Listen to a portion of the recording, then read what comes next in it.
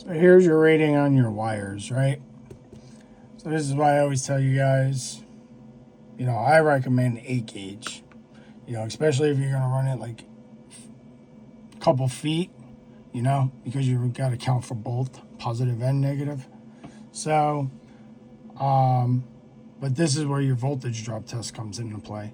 But you're trying to build this stuff once, right? You don't want to build it and have to buy it again and have to buy it again. That's ridiculous. That's a waste of money, and that's improper installing. When you're paying for it to have it installed properly, it should last you forever. Yes, you're going to pay for it, but it will be done right.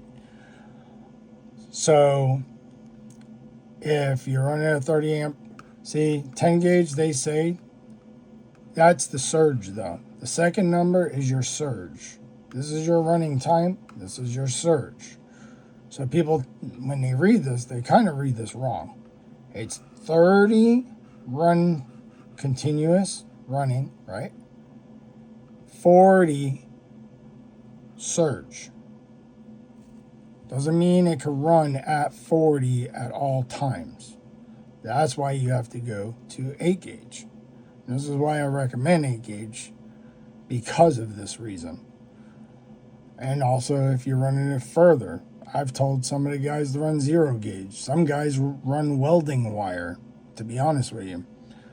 But, when you're running pumps and critical equipment, you want the less, you want it at 1% drop. So there's no wasted good storage. So if you're cheating yourself and you're using thinner wire and you're wasting good storage, most people will complain that the pump is garbage. Well, it's set up wrong, okay? Also, I mentioned in the other video about the accumulator. Some guys ask, what's an accumulator? An accumulator is basically, it gives the pump a break and it gives your wires a break. And it comes out of your pump on the pressure side, and all it is a bladder tank, right? So then it just goes right after your pump. So this fills up when you come off the gun, and the pump shuts off, right? Now the pump kind of gets a break, and the wires get a break. Say you use this thing all day, so it is nice to give the pump a break. So when you get it back on the gun, you discharge the gun, the pressure in your accumulator is going to drop first before this pump turns back on. When it gets under pressure, then the pump will turn back on. When you come off the gun, the pump's going to run for a little bit longer to pressurize it. So if you're a type of sprayer that needs to be on and off a gun, this might be a solution for you if you're having pump issues. Okay?